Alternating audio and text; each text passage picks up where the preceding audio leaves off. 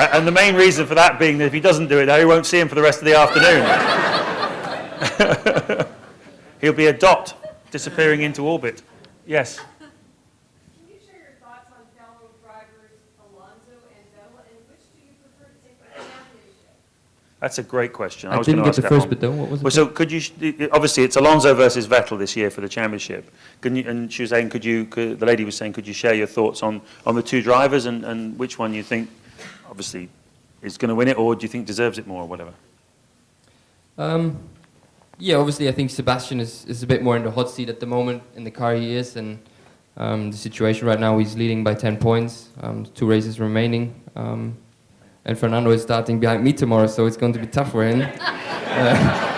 No, but I think Fernando did an amazing job, an outstanding job in the middle of the season when we were in Europe, and he was just a killer in Valencia, in Hockenheim. He won so many races. On the other hand, Sebastian, whenever there's an opportunity for pole position, he grabs it. So, they're both very good, different, obviously, kind of mentalities and drivers. I would like to see Fernando to win, to be honest.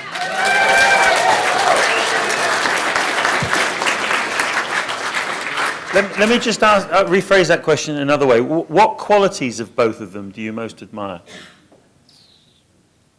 Like I say, I think Fernando is like the Spanish killer, and he's just a machine. And likewise, Sebastian, obviously he's German, just like me, and a bit more calm, blonde, and don't know, how can I describe it? But he does the job, he just gets the job done, doesn't he? Yeah. I mean, if it wasn't for him, Red Bull wouldn't have the pole position today, so... Which will be your next teammate? Tell the truth.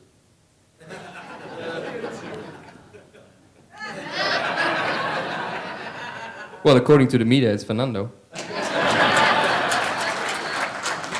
It's a very interesting situation. That there's a rumor that just will not go away that Ferrari have got some sort of understanding with Vettel, and he sort of half denied it in the summer. He denied it more strongly after the Indian Grand Prix, didn't he?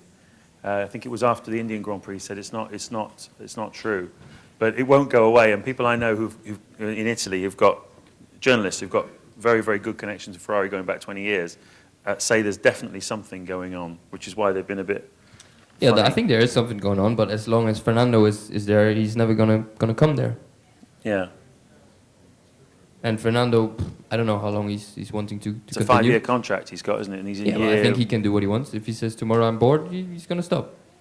If he wants to carry on, he's carrying on, I think. Yeah, I think he wants to win the third title. The crucial thing with him is the third title. I've talked to him about it. It was he what deserves Senna it did. for sure. Yeah, and it's what Senna did, and his objective his whole life has been to win 3 world titles. And then I think once he's get the third one, I think he might struggle a bit for motivation after that, because that's been his lifetime goal, you know what I mean? Okay. Can I say?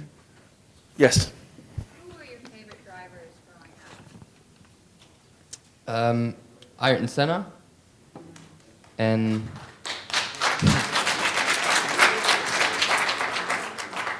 after obviously I saw a lot of Michael when I. So who do you like more, Ayrton or Michael? Michael, really? I think we need to do a show of hands here. Hands up who thinks Senna? And hands up who thinks Michael? I think Ayrton won this. Anyway, they're both legends. Have you seen the Senna film? Yes, I have. Did you like it? Yeah, I liked it, yeah. Amazing film, I think.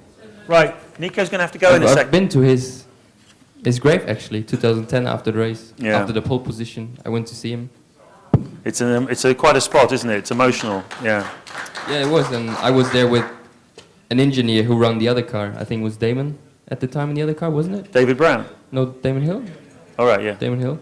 And he was the engineer on the other car, and he has spoken to Ayrton on the grid, and we came to the grave, and he just fell on the ground and started to cry, so it was quite emotional. Wow. Yes, lady here. I have a question, and that is regarding your gear. You're all suited up, and now you're going to come to Austin in the summer when we're 100 degrees. And then they change it now to this lovely weather we have. What would you have done differently with the heat? If you were racing in the summer, It's a lot hotter in the summer than, yeah. oh, it's like Like an oven. high 30s into the 40s here. In the So summer. like Abu Dhabi. Yeah. Bit more Like maybe. Bahrain, yeah. So the question is, what would we do if we would race here in the summer? Yes, what would you have done differently?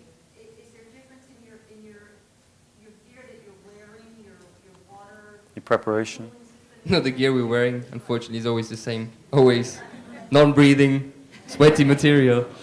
No, but I think then we would have really, if we know it's a physical race, and obviously if the hotter it is, the more physical it gets. That is a rule. Then we really would have come earlier here to acclimatize more, to train in the heat more. That's what we do usually with races like Abu Dhabi or Bahrain, where we have lots of heat, or Malaysia. Malaysia is a good example. And then trying to survive somehow.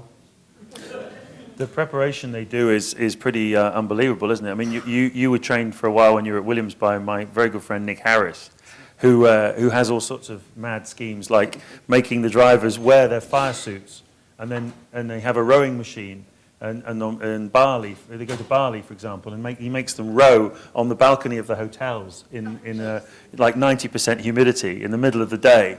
So they get used to acclimatise for Malaysia and that sort of stuff. And you go running in fire suits and stuff. Yeah, we call it, I was with Nick, we went to Langkawi before the 2010 season to do some training in a really nice resort, but then he took me out running. I brought my Williams race suit, and he said, now we're going to run in Death Valley.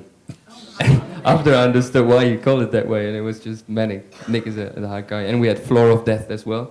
Training in the suit in the sun, and then doing some crazy stuff. Unbelievable. Right, Nico's going to have to go in a second, so I've got time for one more question, this gentleman here.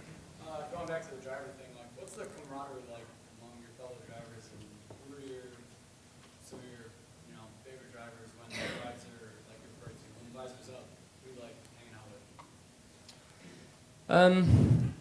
I think it's not like it used to be back in the day in the 70s, 80s, where really the drivers, hang out together, had barbecues, got pissed and all of that. It's in the modern days, it's a bit more, everybody cooks his own soup a little bit. So I think, me personally, I would like to have more camaraderie between drivers, but it's just not that way anymore. It turned out to be that way, but who I will go out with or to have a good time. Kimmy's a good one to have a good time.